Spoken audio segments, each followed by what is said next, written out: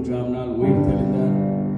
அந்த உயிர் தெளிந்தலை நாங்கள் தியானிக்கும்படியாக, அவருடைய உயிர் தெளிதலை நாங்கள் நினைவு கூறும்படியாக, அவர் எங்களுக்காக யாவையும் செய்து முடித்து சிலுவையில் வெற்றி சிறந்ததை கொண்டாடும்படியாக நாங்கள் இந்த இடத்துல வந்திருக்கிறோம். இந்த காலை நேரத்தில் எங்களை ஒப்புக் கொடுப்போம். கர்த்தர் எங்களை நடத்தும்படியாக, கர்த்தர் எங்களோடு கூட இடைபடும்படியாக இந்த நாளிலும் கூட உடைய சமூகத்தில் வந்து நிற்கிறோம். அப்பா கர்த்தாவே, நீர் எங்களை ஏற்றுக்கொண்டு எங்களை நடத்துகிறதுக்காக உங்களுக்கு நன்றி செலுத்துகிறோம். கர்த்தாவே, உங்களுடைய கரங்களில் ஒப்புக் கொடுக்கிறோம். நீர் நடத்துகிறதுக்காக நன்றி செலுத்துகிறோம். உங்களுடைய வல்லக்கரம், உங்களுடைய அன்பின் கரம் எங்களை தாங்கி நடத்துகிறதுக்காக உங்களுக்கு நன்றி செலுத்துகிறோம். அப்பா கர்த்தாவே, இந்த நாளில் உங்களுடைய சமூகத்தில் வந்து ஜெபிக்கிறோம். இந்த தேசத்தை உங்களுடைய கரங்களில் ஒப்புக் கொடுக்கிறோம். கர்த்தராகிய இயேசு கிறிஸ்து மரித்து மூன்றாம் நாள் உயிரோடு எழுந்தார் என்பதை கர்த்தாவே ஜனங்கள் உணர கர்த்தர் கிருபை செய்வீராக. கர்த்தாவே, இன்றைக்கு எத்தனையோ ஜனங்கள் எங்கெங்கேயோ ஓடிக்கொண்டிருக்கும் பொழுதும் கர்த்தருடைய கரம் எங்களோடு கூட இருந்து உங்களுடைய மரணத்தை நினைவு கூறும்படியாகவும், உங்களுடைய உயிர் தெழுதலை நினைவு கூறும்படியாகவும் நீர் எங்களை இந்த இடத்தில் அழைத்து வந்தீரை உங்களுக்கு நன்றி செலுத்துகிறோம். அப்பா கர்த்தாவே, உங்களுடைய கரங்களில் ஒப்புக் கொடுக்கிறோம். நீர் நடத்துங்க. நீர் உங்களுடைய வல்லமுள்ள கரத்தை எங்கள் மேல் நீட்டுகிறதுக்காக உங்களுக்கு நன்றி செலுத்துகிறோம். கர்த்தாவே, இந்த ஆராதனை உங்களுடைய கிருபையுள்ள கரங்களில் ஒப்புக் கொடுக்கிறோம். அப்பா நீர் நடத்துகிறதுக்காக உங்களுக்கு நன்றி செலுத்துகிறோம். அப்பா நீர் நடத்துகிறதுக்காக உங்களுக்கு நன்றி செலுத்துகிறோம். உங்களுடைய வல்ல கரம், உங்களுடைய மகிமையுள்ள கரம் நடத்துகிறதுக்காய் ஸ்தோத்திரம் என்று சொல்லுகிறோம். ஸ்தோத்திரம் என்று சொல்லுகிறோம். அப்பா உங்களுக்கு நன்றி செலுத்துகிறோம். அப்பா உம்மை நன்றியோடு துதிக்கிறோம். அப்பா நீர் செய்த எல்லா நன்மைகளை நினைத்து நாங்கள் நினைவு கூறுகிறோம். அப்பா நீர் எங்களுக்காக சிலுவையில் செய்து முடித்த கர்த்தாவே, மரணத்தை ஜெயித்தவர், சாவை வென்றவர் நீர் எங்கள் மத்தியிலே இருக்கிறதுக்காக உங்களுக்கு நன்றி செலுத்துகிறோம். அப்பா சர்வ வல்லமை உள்ளவர் நீர் எங்களுடைய சொந்தமாய் இருக்கிறதுக்காக உங்களுக்கு நன்றி செலுத்துகிறோம். அப்பா நன்றி செலுத்துகிறோம். அப்பா யோபு 19வது அதிகாரம் 23வது 25வது வசனம். Job chapter 19 verse 23 and 25.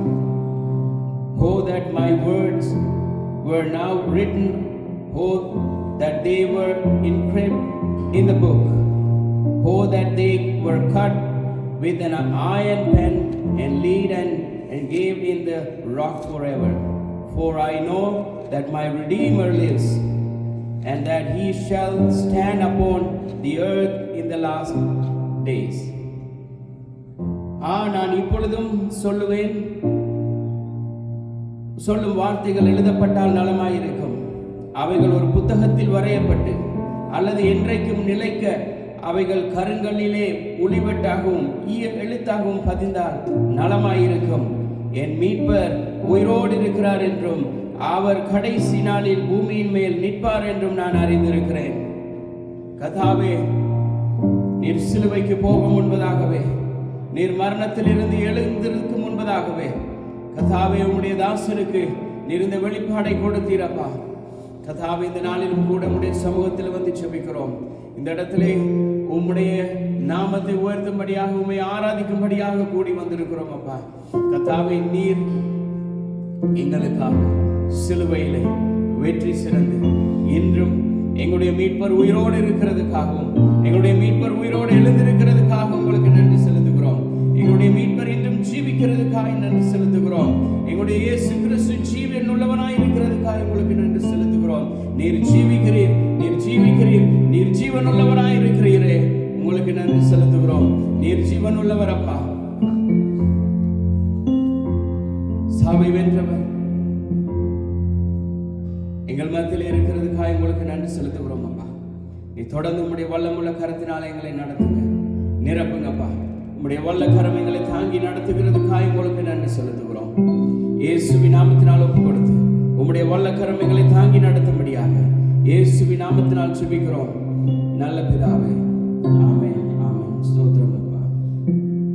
ஹல்லேலூயா, ஹல்லேலூயா, ஹல்லேலூயா. ஸ்தோத்திரம், ஸ்தோத்திரம், ஸ்தோத்திரம் அப்பா. ஹல்லேலூயா.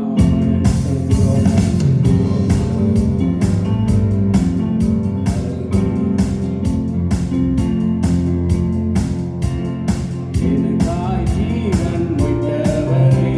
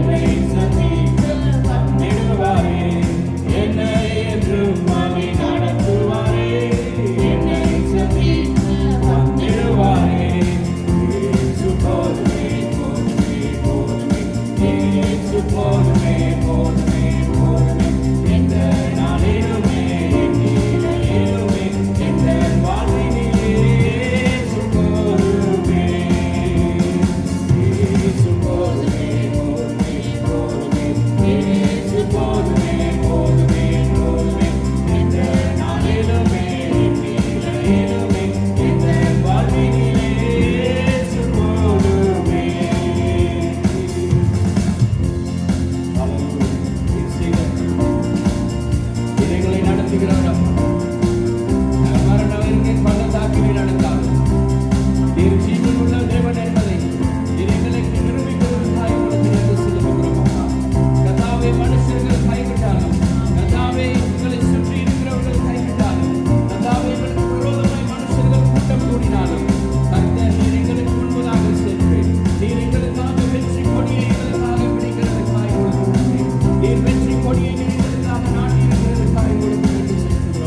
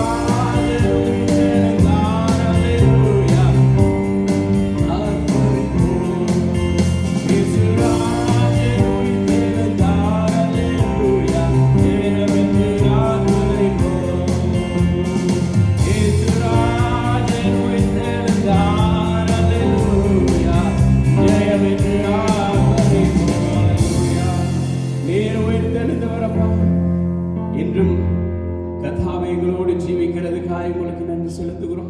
உம்முடைய கல்லறை இன்றும் வெறுமே. இன்றைக்கு எத்தனையோ மனுஷர்களுடைய கல்லறைகள் பூட்டப்பட்டிருந்தாலும் நீர் ஒருவரே உம்முடைய கல்லறை திறந்துள்ளதா இருக்கிறதப்பா. நீர் இன்றும் உயிருள்ள தேவன் என்பதை நீர் மக்களுக்கு நீர் காட்டுகிறீரப்பா. கர்த்தாவே ஜனங்கள் உணர்ந்து கொள்ள அந்த இருதயத்தை நீர் அவர்களுக்கு கொடுத்துருவீரப்பா. கர்த்தாவே நீர் உயிருள்ள தெய்வம், நீர் உயிரோடு எழுந்த தேவன் அப்பா. நீர் உயிருள்ள தேவனாயிருக்கிறீரப்பா. நீர் எங்கள் மத்தியிலே உயிரோடு இன்னும் ஜீவிக்கிறதுக்காக உங்களுக்கு நன்றி செலுத்துகிறோம் அப்பா. ஹல்லேலூயா, ஹல்லேலூயா, ஹல்லேலூயா. ஸ்தோத்திரம், நன்றி செலுத்துகிறோம்.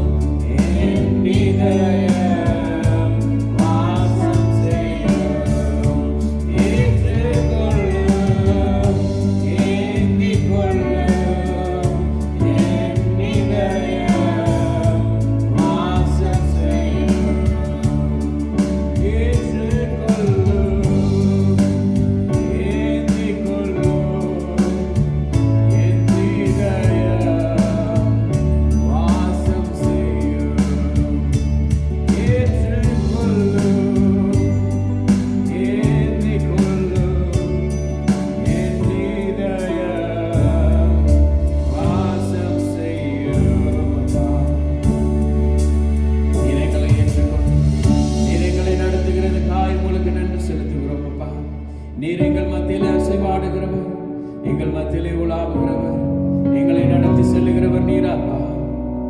நீர் மாத்திரம் போதும் அப்பா. இந்த பூமியில கர்த்தாவே நீர் மரணத்தை ஜெயித்தவர், சாவை வென்றவர், உயிரோடு எழுந்தவர், இன்றும் ஜீவிக்கிறவராயிருக்கிறதுக்காய் கர்த்தாவே நீர் எங்கள் மத்தியிலே இன்றும் ஜீவிக்கிறதுக்காய் உங்களுக்கு நன்றி செலுத்துவோம். இன்றும் எங்கள் மத்தியிலே நீர் உலாவுகிறதுக்காய் நன்றி அப்பா. இன்றும் நீர் எங்களோடு இருக்கிறதுக்காய் நன்றி.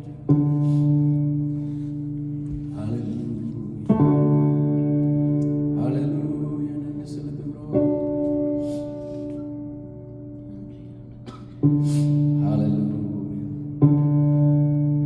கர்த்தாவே நீர் எங்களுக்காக மரித்தீர், உயிர் தெழுந்தீர்.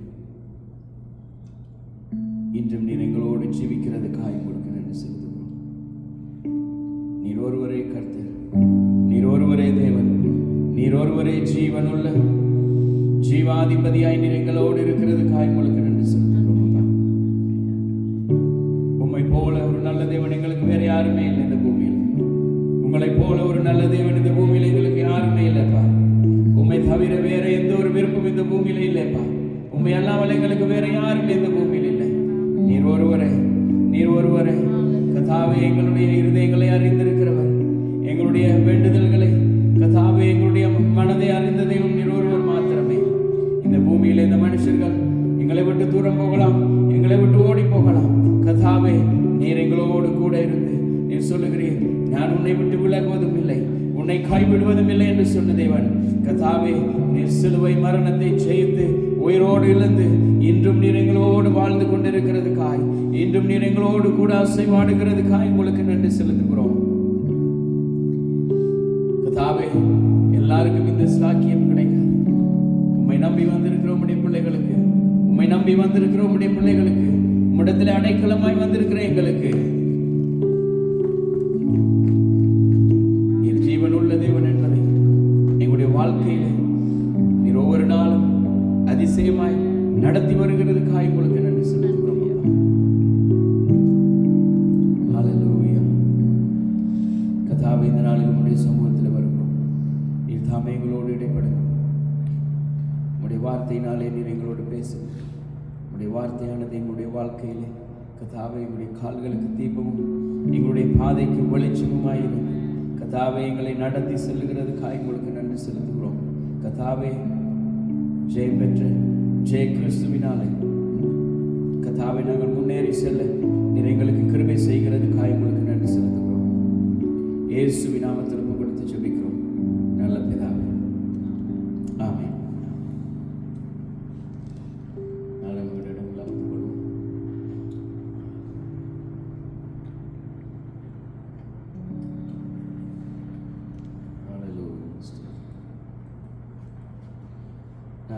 கர்த்தருடைய வார்த்தைக்கு நேராக நாங்கள் கடந்து செல்வோம். கர்த்தராகிய இயேசு கிறிஸ்து 2000 வருஷத்துக்கு முன்பதாக அவர் சிலுவையில் அறையப்பட்டு அவர் மரித்து 3ஆம் நாள் அவர் உயிரோடு இருந்தார். அவர் சொன்னார், அவர் உயிரோடு இருக்கும் பொழுது அவர் சொன்னார், இந்த ஆலயத்தை இடித்து போடுங்க, கர்த்தர் அதை மீண்டும் எழுப்புவார் என்று சொன்னார். அவர் சொன்ன எண்ணமாகவே அவருடைய சரீரத்தை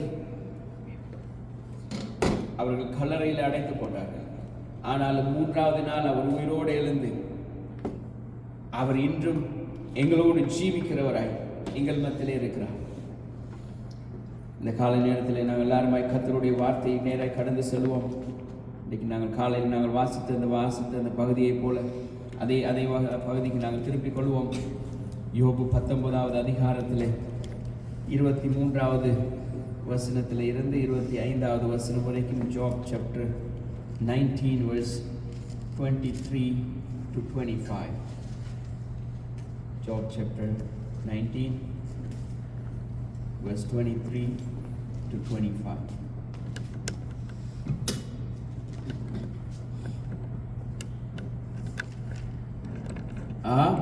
நான் இப்பொழுது சொல்லும் வார்த்தைகள் எழுதப்பட்டால் நலமாயிருக்கும், அவைகள் ஒரு புஸ்தகத்தில் வரையப்பட்டு அல்லது என்றைக்கும் நிலைக்க அவைகள் கருங்கல்லிலே ஒளிவெட்டாகவும் ஈய எழுத்தாகவும் பதிந்தால் நலமாயிருக்கும். என் மீட்பர் உயிரோடு இருக்கிறார் என்றும் அவர் கடைசி நாளில் பூமியின் மேல் நிற்பார் என்றும் நான் அறிந்திருக்கிறேன். யோபு இருந்த காலத்திலே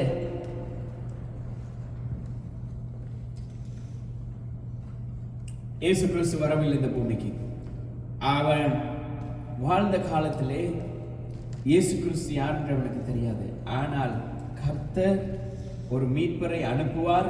அந்த மீட்பர் எங்களுக்காக, அவர் வரப்போகிற சந்ததிக்காக அவருடைய ஜீவனை கொடுப்பார் என்பதை அவன் நிச்சயித்திருந்தான்.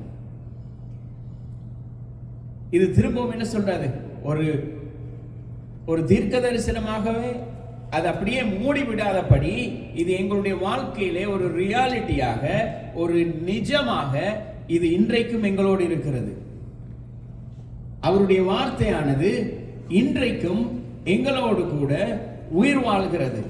அவர் சொன்ன வார்த்தை உயிர் வாழ்கிறது, அவருடைய வசனம் உயிர் வாழ்கிறது.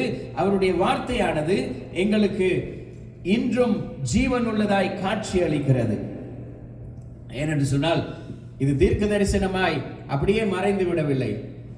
இது தீர்க்க தரிசனமாய் அப்படியே மூடிவிடவில்லை. அவன் சொல்லுகிறான், for I know that my redeemer is live. அவன் சொல்லுகிறான், எனக்கு தெரியும் என்னுடைய மீட்பர் உயிரோடு கூட வாழ்கிறார். என்னுடைய மீட்பர் இன்றைக்கும் என்னோடு கூட உயிர் வாழ்கிறார் என்கிறதை அவன் அறிந்திருந்தான். அவன் இருக்கிற சூழ்நிலை, வேதனை, பெயின், துன்பம், சரீர அழுகி இருக்கிறது. ஆனால் இந்த சூழ்நிலையிலும் ஒரு மனுஷனால இப்படி சொல்ல முடியுமா என்று கேட்டால், அது தேவன் மேல் வைத்திருந்ததான அந்த நம்பிக்கை. தேவன் என்னை உயிரோடு எழுப்புவார், அவர் ஜீவன் உள்ளவர், அவர் மீட்க திராணி உள்ளவர், அவர் மீட்கிறதுக்கு அவராலே அன்றி வேற ஒருவராலும் மீட்பு இல்லை என்பதை அவன் அறிந்திருந்தான். அவன் சொல்றான், I know my redeemer is live. அவன் சொல்லவில்லை, நான் நினைக்கிறேன் என்னுடைய மீட்பர் உயிரோடு இருக்கிறார். I think my redeemer is live. இல்ல, அவர் சொல்றான், I know my redeemer is live. இந்த காரியத்தில் நாங்கள் பார்க்கும் பொழுது அங்கே சிலுவையும் இல்லை, உயிர்த்தெழுதலும் இல்லை. உயிர்த்தெழுதல் இன்னும் வெளிப்படவில்லை. சிலுவை மரணம் அங்க வரல, சுவிசேஷம் அறிவிக்கப்படல.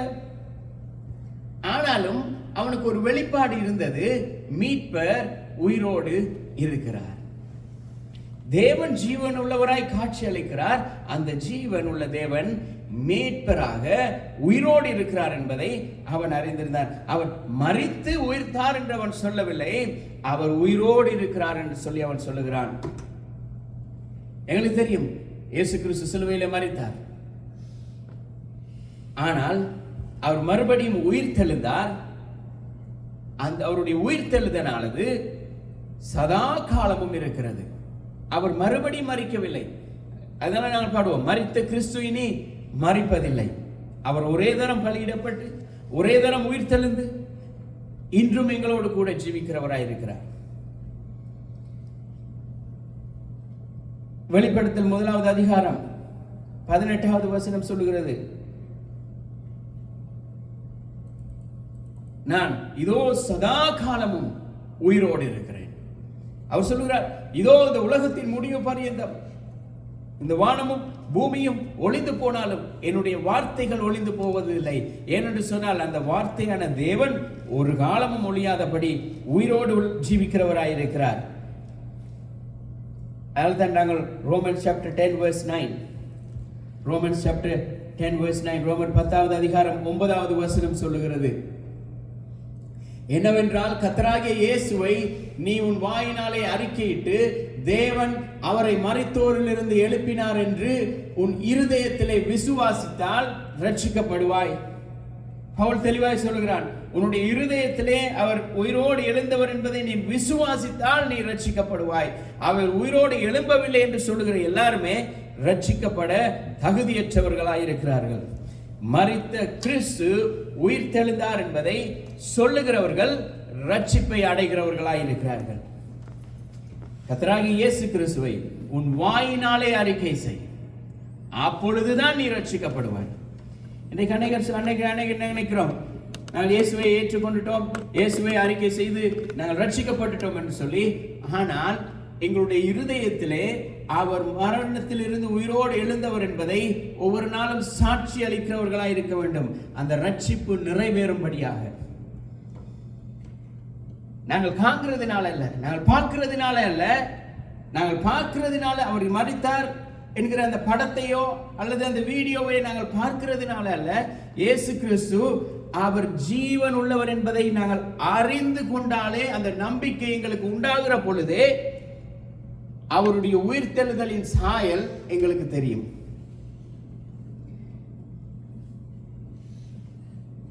ஏன் இயேசு கிறிஸ்து மரித்தார், ஏன் உயிர்த்தெழுந்தார், ஏன் இந்த காரியம் நடக்க வேண்டி இருந்தது? நாங்கள் பழைய ஏற்பாட்டுக்கு போவோமா இருந்தால், ஆதியாம் தேவன் இந்த பூமியை மனுஷனை எல்லாவற்றையும் உருவாக்கின பொழுது மனுஷனுக்கு ஒரு நல்ல ஒரு ஆசீர்வாதத்தை கொடுத்திருந்தார். அந்த ஆசீர்வாதத்தை அவன் இழக்கிறான். Genesis chapter 3 verse 24. ஆதியாகமம் 3வது அதிகாரம் 24வது வசனம்.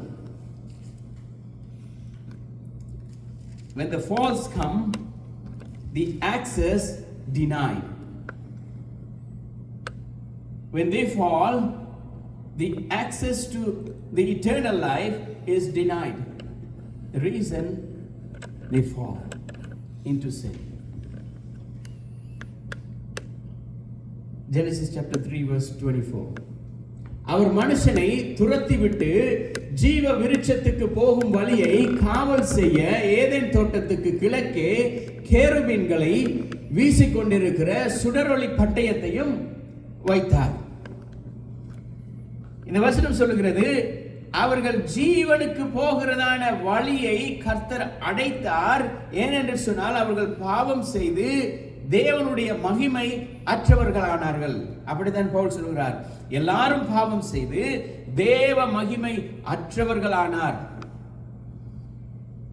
ரோமர் 3:23 சொல்லுது, for all have sinned. எல்லாரும் பாவம் செய்து, இந்த பூமியில் இருக்கிற எல்லா மனுஷரும். சங்கீதக்காரன் சொல்கிறான், நான் பாவத்தில் கர்ப்பம் தரிக்கப்பட்டு நான் பாவத்திலே தான் உருவானேன். இவ்வனமாக இந்த பூமியில இருக்கிற தாவீது சொல்லுகிற முகாந்திரம் வேற, நான் பாவத்தில் உருவானேன் என்று சொல்லுகிற அந்த முகாந்திரம் வேற. ஆனாலும் இன்றைக்கு இந்த உலகத்தில் இருக்கிற எல்லா மனுஷர்களும் தேவனுடைய மகிமை இல்லாதவர்களாய் பாவத்திலே சாபத்திலே வாழ்ந்து கொண்டிருக்கிறார்கள். காரணம், அன்றைக்கு ஜீவனுக்கு போகிறதான அந்த வழி அடைப்பட்டது. தேவனுடைய மகிமையிலிருந்து அவர்கள் விலகினார்கள். அந்த மகிமைக்கு போக வேண்டுமானால் அந்த பாதை திறக்கப்பட வேண்டும். அந்த பாதை திறக்கப்பட வேண்டுமாயிருந்தால் மறுபடியும் அந்த கல் புரட்டி போட வேண்டும்.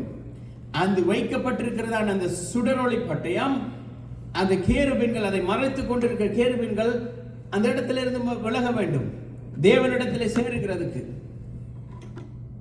அதுதான் சொல்கிறார், தேவனிடத்தில் சேருகிறவன் அவர் உண்டென்றும் அவர் தம்மை தேடுகிறவர்களுக்கு பலன் அளிக்கிறவர் என்றும் விசுவாசிக்க வேண்டும். நாங்கள் தேவனிடத்தில் சேர வேண்டுமா இருந்தால் அவர் உண்டு, அவர் எங்களுக்காக மரித்து உயிர் தெழுந்து ஜீவன் உள்ளவர் என்பதை விசுவாசிக்கிற பொழுதுதான் எங்களுக்கு அந்த வழி திறக்கப்படுகிறது. மனுஷன் என்ன செஞ்சிட்டான்? தேவனிடமிருந்து இருக்கிறதான அந்த உறவை, the man lost the intimacy between God. ஆனா அது புதுப்பிக்கப்பட வேண்டியதா இருந்தது. அது என்ன நடந்தது? ஜீவனை விட்டு தள்ளி இருந்தது. தேவனோடு இருக்கிற உறவில் அவன் தள்ளப்பட்டான். அது என்ன நடந்தது? தேவனுக்கும் அவனுக்கும் இருக்கிறதான அந்த ஜீவனிடத்திலிருந்து பிரித்தது. அவனை தேவனுடைய சமூகத்திலிருந்து விலகி தள்ளி போனான். அவன் தேவனுடைய சமூகத்தை விட்டு தூர தள்ளி போய் அவன் பாவத்திலே வாழ்ந்து கொண்டிருக்கிறான். இயேசு கிறிஸ்து இந்த பூமிக்கு வருகிறார். அவர் என்ன செய்கிறார்? இந்த உலகத்தில் பிறந்து அவர் சிலுவையிலே மரிக்கிறார், அடக்கம் பண்ணப்படுகிறார், 3ஆம் நாள் உயிரோடு எழும்புகிறார். ஆனால் தேவன் இதை குறித்து ஒரு திட்டம் வைத்திருந்தார். ஏசாயா 59வது அதிகாரம் 2வது வசனம் சொல்லுகிறது, your sins have separated you from God. உங்களுடைய பாவம் தேவனை விட்டு உங்களை பிரிக்கிறது. இந்த பாவமானது மனுஷனை விட்டு தேவனை விட்டு மனுஷனை பிரித்து வைத்திருக்கிறது. அவன் அன்றைக்கு தேவனுடைய சமூகத்தை விட்டு விழுந்து போனான். விழுந்து போன பொழுது தேவனுக்கும் அவனுக்கும் இருக்கிறதான அந்த உறவு உடைந்து போனது. உறவு உடைந்து போனதுக்கு பிறகு தேவன் அதை புதுப்பிக்க வேண்டுமாயிருந்தால் இந்த பூமியிலே அவர் வந்து பிறக்க வேண்டும். அது அவருடைய திட்டமாயிருந்தது, அவருடைய சித்தமாயிருந்தது. மனுஷன் என்னத்தை இழந்து போனான்? தேவனோடு இருக்கிறதான ஐக்கியத்தை இழந்து போனான். அந்த அவருடைய ஐக்கியத்திலே ஒரு செப்பரேஷன் வந்தது. ஜீவனிலே ஒரு மரணம் வந்தது. போகிறதான வழி அந்த எக்ஸஸ் டினை பண்ணப்பட்டது. அவன் தேவனோடு இருக்கிறதான அந்த உறவிலே அவனுக்கு பிரிவு உண்டானது. ஜீவனிலே அவனுக்கு மரணம் ஏற்பட்டது. அந்த மரணமானது அந்த மரணம் என்ன சொல்லுகிறது? தேவனுக்கும் எங்களுக்கும் இதுக்கு பிறகு, மரணத்துக்கு பிறகு ஒன்றுமே இல்லை. மனுஷனுடைய வாழ்க்கையில ஒன்றுமே இல்லை. ஆனால் இயேசு சொன்னார், இல்ல, என்னை விசுவாசிக்கிறவன் மரித்தாலும் பிழைப்பான். அதுதான் தேவன் எங்களுக்கு கொடுத்ததான வாக்குத்தத்தம். 25வது அதிகாரம் 20வது வசனம், யாத்ராகமம் 25வது அதிகாரம் 20வது வசனத்தில், எக்ஸோடஸ் chapter 25 verse 20 அவர் சொல்லுகிறார், அவர்கள் தேவனுடைய சமூகத்திலே அந்த இடத்திலே உடன்படிக்கை பெட்டி வைக்கப்பட்டிருக்கிறது. அந்த உடன்படிக்கை பெட்டியிலே கேருபீன்கள் சேருபீன்கள் அந்த இடத்திலே அவர்கள் ஒருவர் முகம் பார்த்த வண்ணமாக அவர்கள் என்ன செய்கிறார்கள்? அந்த இடத்திலே இருக்கிற கிருபாசனத்தை அவர்கள் பாதுகாத்து கொண்டிருக்கிறார்கள். யாரும் போக முடியாது. அந்த கிருபாசனத்தண்டையில யாரும் போக முடியாதபடி அந்த கிருபாசனத்துக்கு ஒரு பாதுகாப்பு கொடுக்கப்பட்டிருக்கிறது. ஏனென்றால் எல்லாரும் வர முடியாது. ஆனால் கர்த்தராகிய இயேசு கிறிஸ்து அந்த கிருபாசன தண்டையிலே வருகிறதுக்கு, அந்த கிருபாசன தண்டையிலே நாங்கள் வந்து சேருகிறதுக்கு, அவரிடத்திலே வந்து கூடுகிறதுக்கு, அவரிடத்திலே வந்து நாங்கள் சேரும்படியாக அந்த கிருபாசன தண்டைக்கு இருக்கிறதான அந்த திரையை விலக்கி போட்டு எங்களையும் அந்த இடத்துக்கு செல்லும்படியாக அவர் கிருபை செய்தார். அவருடைய பொருத்தனை, அவர் பொருத்தனை பண்ணியிருந்தார். ஏன்னா ஒரு தடவை போக முடியாது, கிருபாசன தண்டைக்குள்ள யாரும் போக முடியாது. ஆனால் அவர் பொருத்தனை பண்ணியிருந்தார். யாருக்கு பொருத்தனை பண்ணியிருந்தார்? அதே மனுஷன் பாவம் செய்து தேவனை விட்டு தூர போன பொழுது அவருடைய வாக்குத்தத்தம், எஸ்தரியினுடைய இந்த வித்தில் இருந்து ஒரு சந்ததி உருவாகி அவரும் தலையை நசுக்குவார். அவர் வாக்குத்தத்தம் பண்ணினவர், உண்மை உள்ளவர், அவர் நிறைவேற்ற வல்லவராயிருக்கிறார். 3வது அதிகாரம் 15வது வசனம், Genesis chapter 3 verse 15. He shall, வாசிங்க, அவள் சந்ததி உன் தலையை நசுக்கும். உனக்கும் ஸ்திரீக்கும் உன் வித்துக்கும் அவள் வித்துக்கும் பாய் உண்டாக்குவேன். அவர் உன் தலையை நசுக்குவார், நீ அவர் குதிகாலை நசுக்குவாய் என்றார். Even in that judgment, even in the judgment, he spoke his covenant. He spoke his redemption. அந்த நியாய தீர்ப்பில் நிற்கிற மனுஷனுக்கு மத்தியில கூட அவருடைய ரட்சிப்பை குறித்து, அவருடைய விடுதலை மீட்பை குறித்து ஒரு வாக்குத்தத்தம் கொடுக்கிறவராயிருந்தார். அவர் ஏன் அதை கொடுத்தார்? இந்த மனுஷன் நிரந்தரமாய் பாவத்திலே வாழ்ந்துடக்கூடாது. தேவன் அவர் தீர்ப்பை கொடுத்தார். உனக்கும் தேவனுக்கு இடையில இருக்கிற இந்த தொடர்பு முறிஞ்சிட்டது, ஜீவனுக்கு போகிற வழி அடைக்கப்பட்டாயிட்டது. ஆனால் அவர் என்ன செய்கிறார்? அந்த அடைத்த வழியிலே தேவன் வழியை, புது வழியை உருவாக்குறதுக்காக வாக்குத்தத்தையும் கொடுக்கிறார். ஏசாயா 7வது அதிகாரம் 14வது வசனத்தில் சொல்லுகிறது. Isaiah chapter 7 verse 17. ஒரு கன்னிகை கர்ப்பம் தரித்து ஒரு குமாரனை பெறுவார். இதுதான் வாக்குத்தத்தம். ஒரு கன்னிகை, எந்த கன்னிகையினால் இந்த பூமிக்கு சத்ருவான் பாவத்தை கொண்டு வந்தானோ அதே ஸ்திரியை குறித்து சொல்லுகிறார். அவள், அந்த ஸ்திரீ மூலமாக, இந்த ஸ்திரீயின் வயிற்றிலே ஒரு கன்னிகை கர்ப்பவதியாகி அவளிடத்திலே பிறக்கிற அந்த குழந்தை உன் தலையை நசுக்குவார். இதான் அவருடைய வாக்குத்தத்தம். என்றைக்கும் நிலைத்திருக்கிற வாக்குத்தத்தம். அது அழிந்து போகாத வாக்குத்தத்தம். 25வது அதிகாரம் 8வது வசனத்திலே சொல்லுகிறார். ஏசாயா chapter 25 verse 8. ஏசாயா 25வது அதிகாரம் 8வது வசனத்திலே சொல்லுகிறார். அவர் மரணத்தை என்றென்றைக்கும் விழுங்குவார். He will swallow up death forever. அவர் இந்த மரணத்தை முழுவதுமாக விளங்கி போட்டார். மரணம் அவருக்கு முன்பதாக நிற்கவே முடியாமல் போயிட்டு. போர் சேவர்கள் நிற்கிறாங்க. நான் இன்றைக்கு என்ன சொல்றது, நெடுகளும் ஒவ்வொரு வருஷமும் கேட்கிற அதே செய்தி தான். Every Easter the same story. Mary went to the tomb and Jesus was not there. He is not there. And there's two angels. அவசரம் ஒரு வருஷம் இதுதான் கேட்கிறோம். மரியாள் கல்ற இடத்துக்கு போனோம். அந்த இடத்துல பார்க்கிறப்போ கல்கள் புரட்டப்பட்டிருந்தது. தூதர்கள் அந்த இடத்துல அமர்ந்திருந்தார்கள். அவர்கள் யாரை தேடுகிறோம்? இயேசு கிறிஸ்து. அவர் மரித்த இயேசு, அவர் உயிர்த்து விட்டார். அவர் போய் பாருங்க. ஆனால் அவர் சொன்னார், இந்த மரித்த இயேசு ஒரு சத்தியத்தை எங்களுக்கு சொல்லி இருக்கிறார், ஒரு காரியத்தை எங்களுக்கு சொல்லி இருக்கிறார். நாங்கள் விசுவாசித்து ஜனங்களுக்கு சொல்லும்படியாக. ஏதோ ஒவ்வொரு வருஷமும் மரியாள் கல்லறைக்கு போறதும் இயேசு கிறிஸ்து உயிர்த்தெழுந்ததையும் திரும்ப திரும்ப சொல்றதில் ஒன்றும் இல்லை. அவர் ஏன் மரித்தார், எப்படி மரித்தார், எதற்காக மரித்தார், ஏன் அந்த ஜீவன் எங்களை விட்டு பிரிந்தது, எப்படி அந்த ஜீவன் எங்களுக்கு வந்தது, இதுதான் எங்களுக்கு முக்கியம். இந்த மரணம் என்ன செய்தது? தேவனுக்கும் எங்களுக்கும் இடையில இருக்கிறதான அந்த பிரிவு என்ன செய்தது? அந்த மரணம் எங்களை ஆளுகை செய்ய ஆரம்பிச்சது. ஒரு பயத்தை கொண்டு வந்தது. அந்த பயம் எங்களுக்கு எதிரியாகவே மாறியது. அந்த எங்களுடைய வாழ்க்கை ஒரு எதிரியாகவே மாறியது. காரணம் என்னன்னு சொன்னால், அந்த பாவம் எங்களை தொடர்ந்து அப்படியே பற்றி கொண்டிருக்கிறது.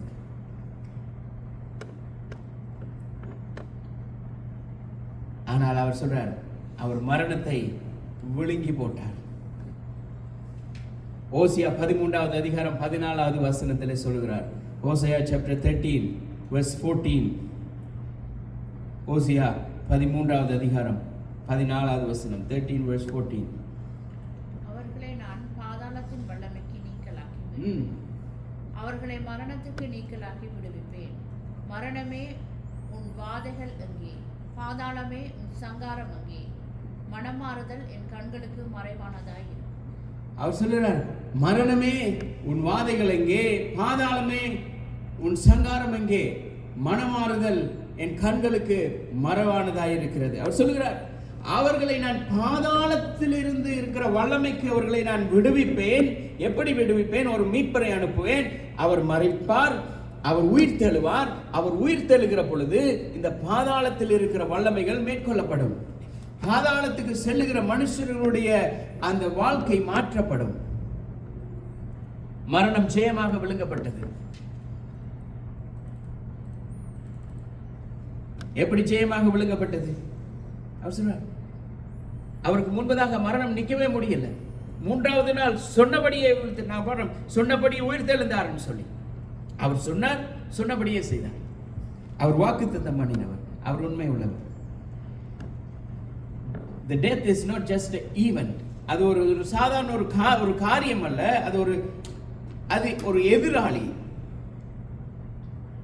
நித்திய மரணம் எங்களுக்கு ஒரு எதிராக இருக்கிறது. எங்களுடைய வாழ்க்கை தேவனிடத்தில் சேர முடியாதபடி ஒரு எதிரான ஒரு பெரியராக இருக்கிறது. ஆனாலும் தேவன் எங்களுக்கு ஒரு பொருத்தனையை பண்ணி இருக்கிறார். சொல்றார், நான் உலகத்தை ஜெயித்தேன், இதோ சதா காலங்களிலும் உங்களோடு கூட இருக்கிறேன் என்று சொல்கிறார். இயேசு கிறிஸ்து சொன்னார் யோவான் 11வது அதிகாரம் 15வது வசனம், John chapter 11 verse 25. யோவான் 11வது அதிகாரம் 25வது வசனம்.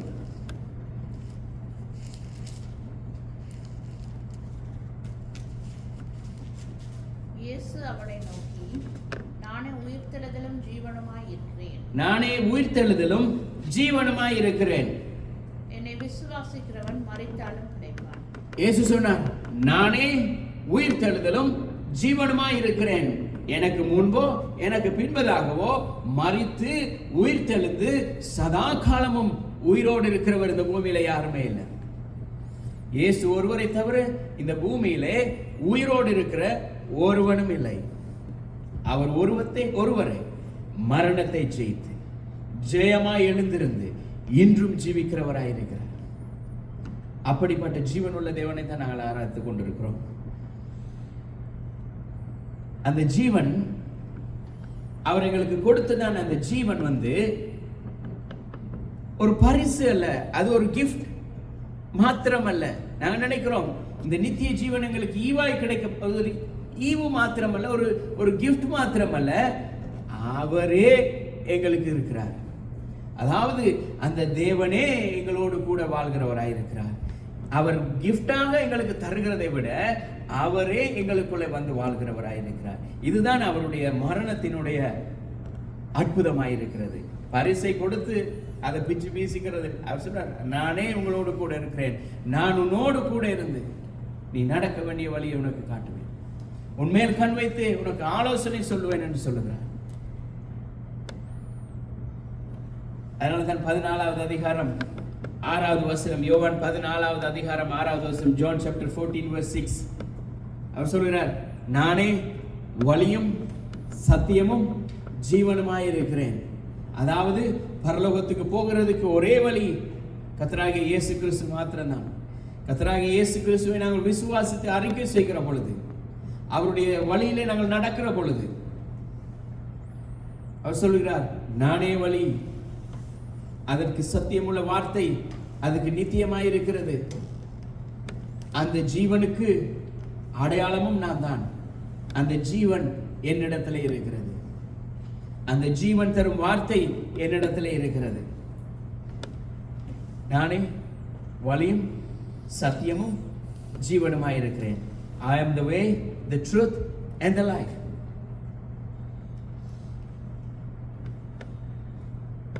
No man come to the Father except me. அவராலே அல்லாமல், without Jesus, without his resurrection, nobody can go to heaven. Nobody can go to Father. அவர் சொல்றார், நானே வழி, பரலோகத்துக்கு போகிறதுக்கு ஒரே வழி கர்த்தராகிய இயேசு கிறிஸ்து மாத்திரமே. கர்த்தராகிய இயேசு கிறிஸ்து விசுவாசி, அப்பொழுது நீயும் உன் வீட்டாரும் ரட்சிக்கப்படுவீர்கள். ரட்சிக்கப்படுவீர்கள் என்று சொன்னால் தேவனுடைய சமூகத்திலே, ராஜ்யத்திலே நீங்கள் மகிழ்ந்திருக்கும்படியாக நான் செய்வேன் என்று சொல்லுகிறார். 2 தீமோத்தேயு 1வது அதிகாரம் 10வது வசனத்தை சொல்லுகிறார், அவர் மரணத்தை ஒழித்தார். Jesus abolished the death. அவர் மரணத்தை ஒழித்து கட்டினார். நாங்கள் சதா காலமாய் நரகத்திலே தள்ளப்பட்டு மரணத்துக்குள் ஆகிற அந்த சந்தர்ப்பத்தை அவர் அப்படியே விழுங்கி போட்டார். அவர் இல்லாமல் செய்து விட்டார், அபாலிஷ் பண்ணிட்டார்.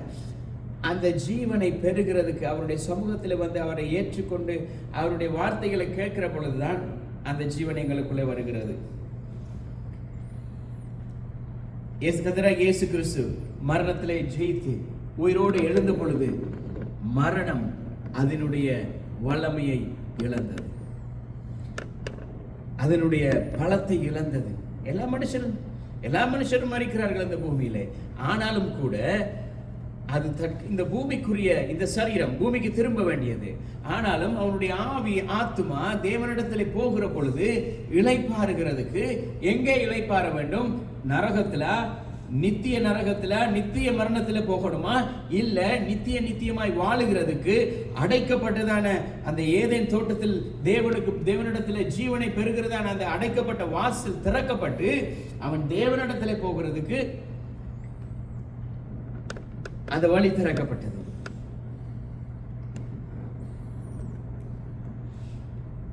மூடின தோட்டம், தேவ ஜீவனுக்கு போகிறதான வழி மூடப்பட்ட அந்த தோட்டம் ஏதேன் தோட்டம்.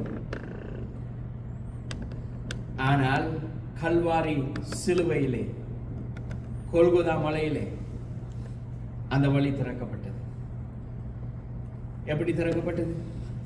ஏதேனில் அவர் சொன்னார், மனுஷன் பாவம் செய்ததுக்கு பிறகு தேவனிடத்தில் சேருகிற வழி மூடப்பட்டது, ஜீவ விருட்சத்துக்கான வழி மூடப்பட்டது. ஆனால் கர்த்தராகிய இயேசு கிறிஸ்து சிலுவையிலே மரித்த பொழுது அதுக்கான வழி திறக்கப்பட்டது.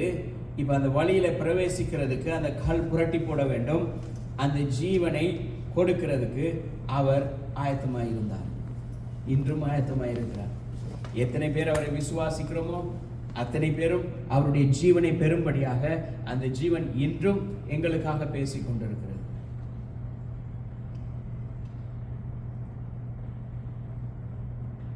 எப்படி அந்த வழி திறக்கப்பட்டது? அவர் கல்வாரி சிலுவையிலே மரித்த பொழுது தேவாலயத்தினுடைய திரைச்சிலை இரண்டாக கிழிந்தது. தேவாலயத்தினுடைய திரைச்சிலை இரண்டாக கிழிந்த பொழுது அவர் சொல்லுகிறார், தேவனுடைய சமூகத்துக்கு போக முடியாதபடி, அந்த கிருபாசன தண்டையிலே போக முடியாதபடி மனுஷருக்கும் தேவனுக்கும் இடையிலே போடப்பட்டிருந்ததான அந்த திரைச்சிலை கிழிந்தது. திரைச்சிலை கிழிந்தது நிமித்தமாக மனுஷன் தேவனிடத்திலே தாராளமாய் வரலாம். எப்படிப்பட்ட மனுஷனும், பாவியான மனுஷன், கொலைகாரன், குடிகாரன், யாரா இருக்கலாம், எப்படிப்பட்டவனா இருக்கலாம், எப்படிப்பட்ட வாழ்க்கையா இருக்கலாம். அவர் சொன்னார், வருத்தப்பட்டு பாரம் சுமக்கிறவர்களே நீங்கள் எல்லாரும் என்னிடத்துல வாங்க. அவர் ஒரு சில குறிப்பிட்ட ஜனங்களுக்கு சொல்லல, அவர் சொன்னார், நீங்கள் எல்லாரும் என்னிடத்துல வாருங்க, நான் உங்களுக்கு இளைப்பாறுதல் தருவேன். அதான் எபிரேயர் புத்தகம் 10வது அதிகாரம் 19, 20வது வசனம் சொல்லுகிறது. Hebrew chapter 10 verse 19 and 20. Hebrew chapter 10 verse 19 and 20. ஆகையால் சகோதரரே, நாம் பரிசுத்த ஸ்தலத்தில் பிரவேசிக்கிறதுக்கு இயேசுவானவர் தமது மாம்சமாகிய திரையின் வழியாய் புதிதும் ஜீவனுமான மார்க்கத்தை நமக்கு உண்டு பண்ணினபடியால் அந்த மார்க்கத்தின் வழியாய் பிரவேசிப்பதற்கு அவருடைய இரத்தத்தினாலே நமக்கு தைரியம் உண்டாயிருக்கிறபடியினாலும். அவர் சொல்லுகிறார், கர்த்தராகிய இயேசு கிறிஸ்து மரித்து அந்த திரைச்சிலை கிழியப்பட்ட பொழுது அந்த பரிசுத்த ஸ்தலத்திலே, தேவனுடைய பரிசுத்த பர்வதத்திலே போய், அவருடைய சமூகத்திலே போய் நாங்கள் ஆராதிக்க, துதிக்க, பாடுகிறதுக்கு, அவருடைய ஜீவனை பெற்றுக்கொள்கிறதுக்கு அந்த திரை கிழிக்கப்பட்டது. நாங்கள் தைரியமாய் அந்த கிருபாசன தண்டையிலே வந்து சேருகிறோம். எப்படி? புதிதும் ஜீவனுமான ஒரு மார்க்கத்தை உண்டு பண்ணி இருக்கிறார். இது புதிய வழி.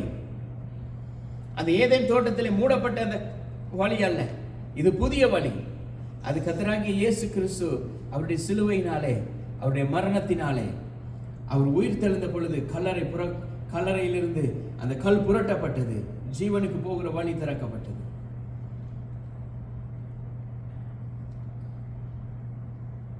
அந்த சேருபீன்கள் அந்த தோட்டத்திலே காக்கப்பட்டிருந்தார்கள். இங்கேயும் அவருடைய மரணம், அவருடைய சரீரம் வைக்கப்பட்ட பொழுது தூதர்கள் அந்த கல்லை காவல் காத்துக் கொண்டிருந்தார்கள்.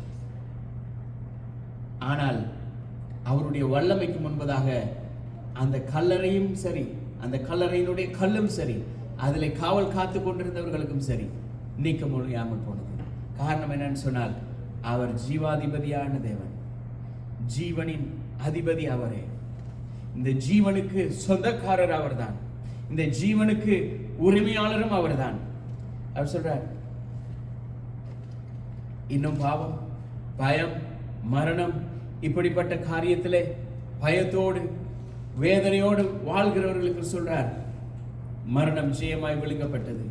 எல்லாரும் தேவனிடத்தில் வர முடியும், எல்லாரும் தேவனிடத்தில் சேர முடியும், எல்லாரும் தேவனுடைய சமூகத்துக்கு வர முடியும், எல்லாருக்கும் நித்திய ஜீவனை பெற முடியும், எல்லாருக்கும் தேவனுடைய சமூகத்திலே அவரோடு கூட வாழ முடியும். கர்த்தராகிய இயேசு கிறிஸ்துவை விசுவாசிக்கிற பொழுது, கர்த்தராகிய இயேசு கிறிஸ்துவோடு கூட வாழ்கிற பொழுது, கர்த்தராகிய இயேசு கிறிஸ்து எங்களுக்காக மரித்தார், உயிர் தெழுந்தார், இன்றும் எங்களோடு ஜீவிக்கிறார், அவரே தேவன் என்று, அவர் ஒருவரே தேவன் என்று நாங்கள் அறிக்கை செய்கிற பொழுது, அவராலே செய்யக்கூடாத காரியம் எதுவுமே இல்லை. எங்களுடைய கடந்த கால காரியங்கள், எங்களுடைய பழைய வாழ்க்கை மன்னிக்கப்படும். ஏனென்றால் அவர் உயிரோடு இருக்கிறார். எங்களுடைய இந்த நிகழ்கால வாழ்க்கை மறுசீரமைக்கப்படும். எங்களுடைய தேவன் உயிரோடு இருக்கிறபடினால் எங்களுடைய கடந்த கால வாழ்க்கை மாற்றப்பட்டு அது இல்லாமல் போகும். அவர் உயிரோடு இருக்கிறபடியால் எங்களுடைய தற்காலிக வாழ்க்கையானது மறுசீரமைக்கப்படும். அவர் உயிரோடு இருக்கிறபடியால் எங்களுடைய எதிர்காலத்துக்கு ஒரு பாதுகாப்பு உண்டாயிருக்கிறது. அவருடைய உயிர்த்தெழுதலினாலே, அவருடைய உயிர்த்தெழுதினாலே எவ்வளவு பெரிய வல்லமை இருக்கிறது. கடந்த காலம், நிகழ்காலம், எதிர்காலம் வரைக்கும் கர்த்தர் எங்களுக்கு வழிகளை வைத்திருக்கிறார். அதை செக்யூர் பண்ணி வச்சிருக்கிறார். அதை பாதுகாத்திருக்கிறார். எங்களுடைய வாழ்க்கை கர்த்தருக்குள்ளாக எப்படி இருக்க வேண்டும் என்பதை அவர் பாதுகாத்திருக்கிறார். நாங்கள் கர்த்தரோடு இருக்கும் பொழுது அவர் எங்களுக்கு அந்த காரியங்களை செய்ய வல்லவராயிருக்கிறார். இந்த மீட்புக்கு, இந்த உயிரோடு இருக்கிற மீட்பர் அறியாத காலத்தில் சிலுவை என்றால் என்னன்னு தெரியாது, இயேசு கிறிஸ்து யாருன்னு தெரியாது, மரணத்திலிருந்து உயிர் தெழுந்த இயேசுவை யாருன்னு தெரியாது, சுவிசேஷம் என்ன என்று தெரியாது. அந்த காலத்திலே அவன் இயேசு கிறிஸ்துவை ஏற்றுக்கொண்டிருந்தான். அந்த காலத்திலே அவன் இயேசு கிறிஸ்துவை அவன் இயேசு கிறிஸ்துவை குறித்து அந்த அறிவு அவனுக்கு இருந்தது. அதனால தான் சொல்கிறான், என்னுடைய மீட்பர் உயிரோடு இருக்கிறார். அந்த உயிரோடு இருக்கிற மீட்பர் என்ன திரும்ப செய்தார்? ஏதேன் தோட்டத்திலே பிரிவு உண்டானது தேவனுக்கும் மனுஷனுக்கும். அந்த வாக்குத்தத்தத்திலே என்ன செய்தார்? நம்பிக்கையை கொடுக்கிறார். அந்த நம்பிக்கை என்ன செய்கிறது? சிலுவையிலே ஜெயமாக மாறுகிறது. அந்த ஜெயம் என்ன செய்கிறது? உயிர் தெழுதலிலே அது ஜீவனாய் மாறுகிறது.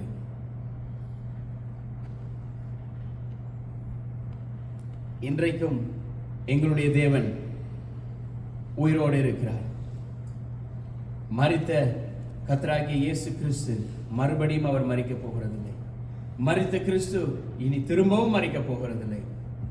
அவர் சொல்லுகிறார், மரித்தேன், ஆனாலும் இதோ சதா காலமும் உயிரோடு இருக்கிறேன்.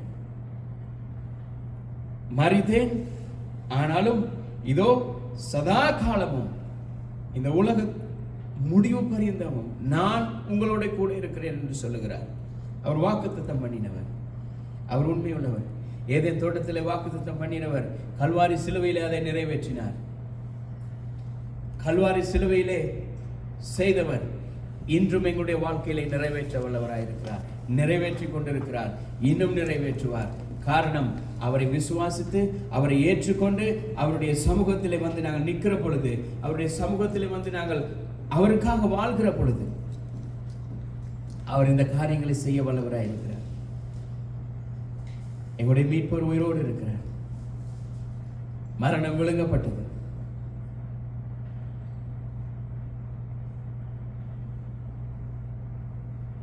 அந்த மரணம் ஜெயமாக மாற்றப்பட்டது. இயேசு கிறிஸ்துவே ஆண்டவர். அவர் ஒருவரே தேவன். அவர் ஒருவரே இந்த வானத்துக்கும் பூமிக்கும் சகல அதிகாரங்களையும் உடையவராயிருக்கிறார். அவராலே அல்லாமல் மீட்பு இந்த பூமியில இல்லை. அவர் ஒருவரே மீட்க எல்லாரையும், எப்படிப்பட்டவர்களாக இருந்தாலும் சரி, யாராயிருந்தாலும் சரி, மீட்டுக் கொள்ளுகிறதுக்கு அதிகாரம் உடையவர் அவர் ஒருவரே. அவரை நாங்கள் நம்பி நாங்கள் வருகிற பொழுது, அவரை நாங்கள் நம்பி அவரிடத்தில் வருகிற பொழுது அவர் எங்களுக்கு பலன் அளிக்கிறவராயிருக்கிறார். நாங்கள் எல்லாரும் இந்த நாளிலும் கூட கர்த்தராகிய இயேசு கிறிஸ்து எங்களுக்காக மரித்தார், எங்களுக்காக உயிர் தெழுந்திருக்கிறார். அவர் இன்றும் எங்களோடு கூட ஜீவிக்கிறார். அவர் அவருடைய மரணத்திலே சொன்னார், என்னுடைய சரீரம், என்னுடைய ரத்தம் சிந்தப்படுகிறது உங்களுக்காக. அவர் எங்களுக்காக அவருடைய ரத்தத்தையும் அவருடைய சரீரத்தையும் பிட்டு அவர் சொன்னார், இதை நீங்கள் வாங்கி பாருங்கள், இதை வாங்கி பூசியுங்கள், ஏனென்றால் இது உங்களுக்காக பிற்கப்படுகிற என்னுடைய சரீரமாயிருக்கிறது. அவர் ஒருவரே ஜீவன் உள்ளவராயிருக்கிறார். அவர் ஒருவரே சகலத்துக்கும், அவர் ஒருவரே எல்லாவற்றுக்கும் காரணராயிருக்கிறார். இந்த காலை நேரத்தில் நாங்கள் எல்லாரும் அவருடைய சமூகத்தில் நாங்கள் எழுந்திருந்து சொல்லுவோம், கர்த்தாவே, நீர் ஜெயமுச்சை கிறிஸ்து, நிர்ஜய கிறிஸ்து எங்களுக்காக மரித்து உயிர்த்தெழுந்து இன்றும் எங்களோடு ஜீவிக்கிறீரப்பா. ஹல்லேலூயா.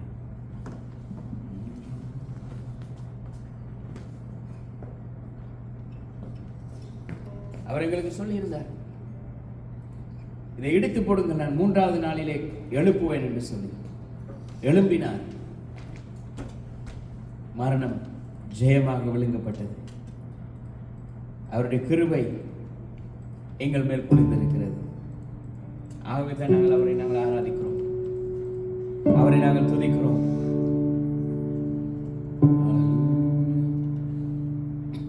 The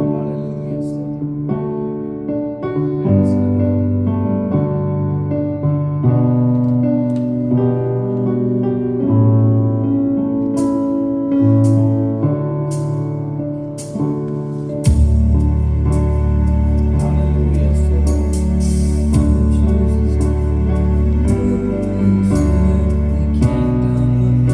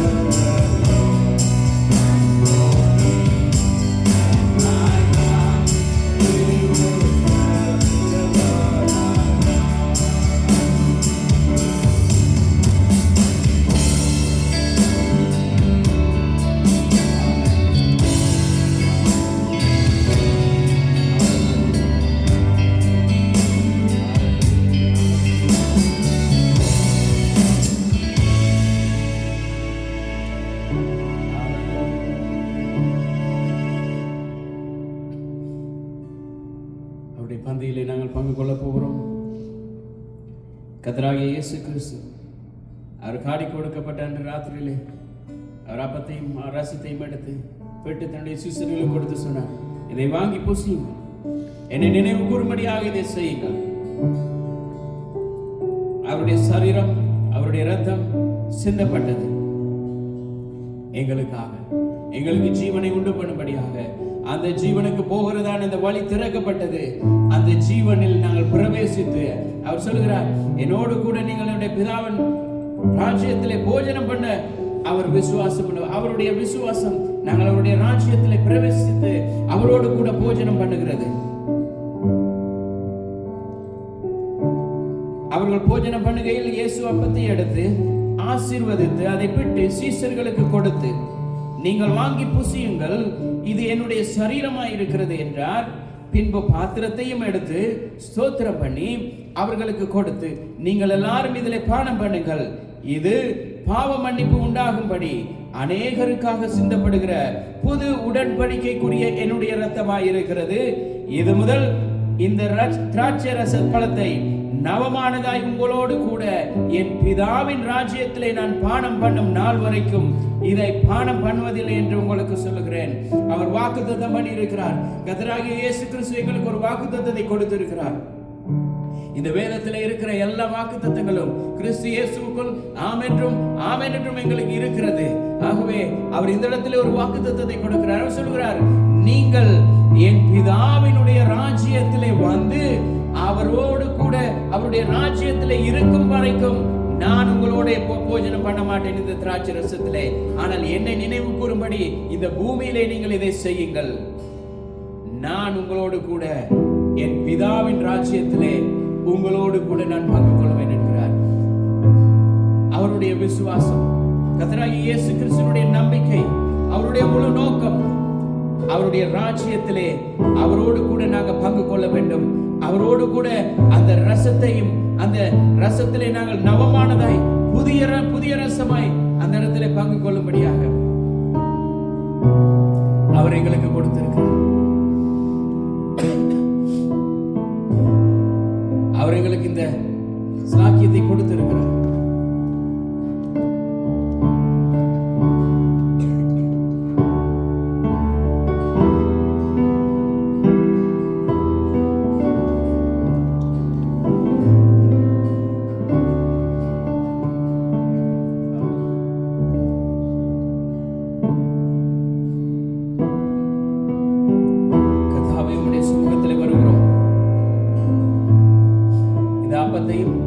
இந்த ரசத்தையும் உம்முடைய சமூகத்தில் ஒப்புக் கொடுக்கிறோம்.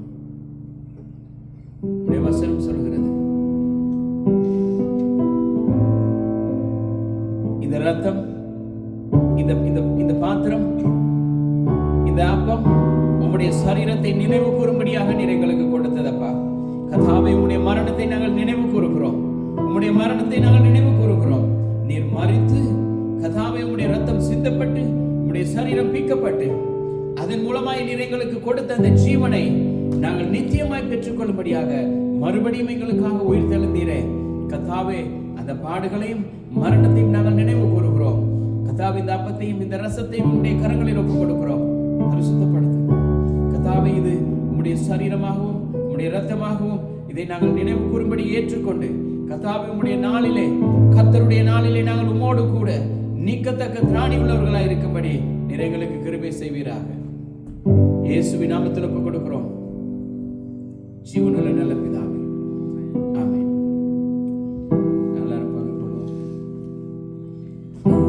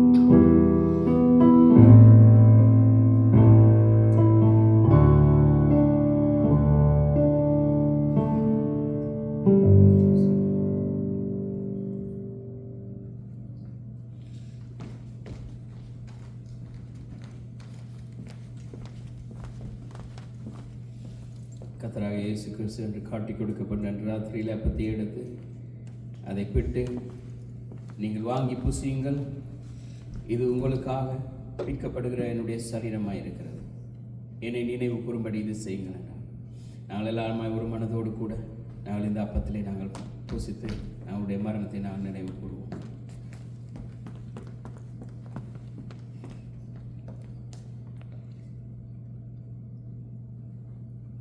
அந்தபடியே அவர் பாத்திரத்தையும் எடுத்து,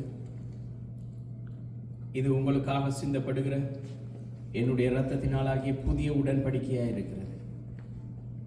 அந்த புதிய உடன்படிக்கையினுடைய ஆசீர்வாதம் அவர் மறுபடியும் இந்த பூமிக்கு வந்து அவருடைய ராஜ்யத்திலே நாங்கள் சேரும் வரையும் அவரோடு கூட நாங்கள் இருக்கும்படியாக, அவரோடு நிற்கும்படியாக அந்த ஸ்லாக்கியத்தை எங்களுக்கு கொடுத்திருக்கிறது. சொன்னார், இது உங்களுக்காக சிந்தப்படுகிற என்னுடைய இரத்தத்தினாலாகிய புதிய உடன்படிக்கையாக இருக்கிறது, என்னை நினைவு கூறும்படி இதை செய்யுங்கள் என்றார். நாங்கள் எல்லாருமாய் கூட ஒரு மனதோடு கூட நாங்கள் இதில் பங்கு கொள்வோம்.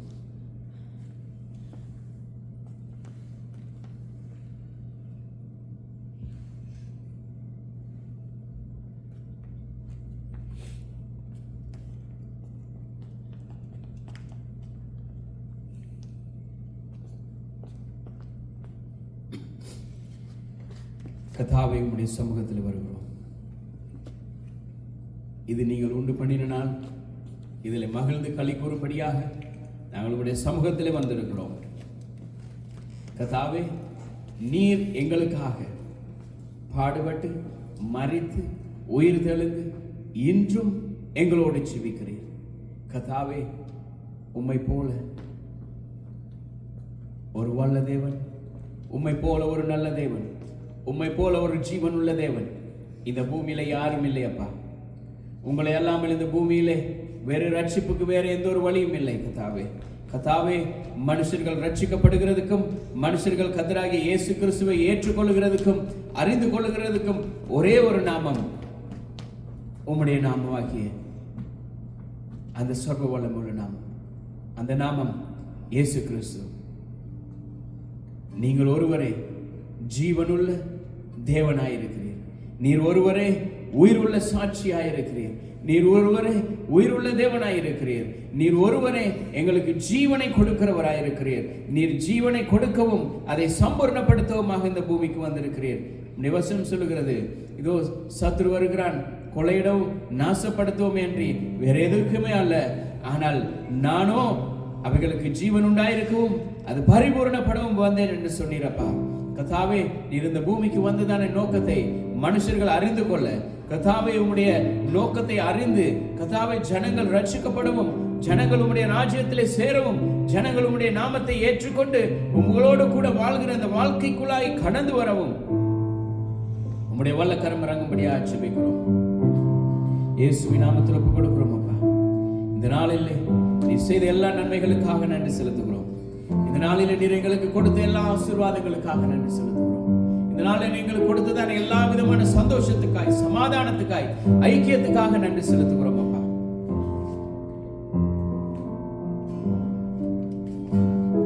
உம்முடைய கரம் எங்களோடு கூட இருந்து நடத்துவதாக. வருகிற நாட்களிலும் உம்முடைய பிரசன்னம் எங்களை மூடிக்கொள்ளட்டும், உம்முடைய வல்லக்கரம் எங்களை மூடிக்கொள்ளட்டும் அப்பா. கர்த்தாவே, இந்த நாளிலும் எங்களுக்கு விரோதமாய் சத்துருவான் வைத்திருக்கிற எல்லா விதமான அக்னியாஸ்திரங்களையும் தகர்த்து போடத்தக்கதாக உம்முடைய வார்த்தை என்னும் பட்டயத்தை எடுத்துக்கொண்டு கர்த்தாவே சத்துருவானை ஜெயிக்க உம்முடைய பிள்ளைகளுக்கு உம்முடைய வல்லமை கொடுத்தல்லுங்கப்பா. இயேசுவின் நாமத்தில் ஒப்புக் கொடுக்கிறோம். நீர் நடத்துங்க, நீர் கிருபையா இருந்தல்லுங்க. இயேசுவின் நாமத்தில் ஒப்புக் கொடுத்து ஜெபிக்கிறோம் நல்ல பிதாவே, ஆமென். எல்லாருமே சேர்ந்து சொல்லுவோம். என் ஆத்துமாவே கர்த்தரை ஸ்தோத்திரி, என் முழு உள்ளமே பரிசுத்த நாமத்தை ஸ்தோத்திரி. என் ஆத்துமாவே கர்த்தரை ஸ்தோத்திரி, அவர் செய்யும் சகல உபகாரங்களையும் மறவாதே. ஆமென். நம்முடைய கர்த்தராகிய இயேசு கிறிஸ்துவினுடைய கிருபையும் தேவனுடைய அன்பும் பரிசுத்த ஆவியானவருடைய அந்யோன்ய ஐக்கியமும் எங்கள் அனைவரோடும் கூட இருந்து நடத்துவதாக. ஆமென். கர்த்தர் ஒவ்வொருவரையும் ஆசீர்வதிப்பார்.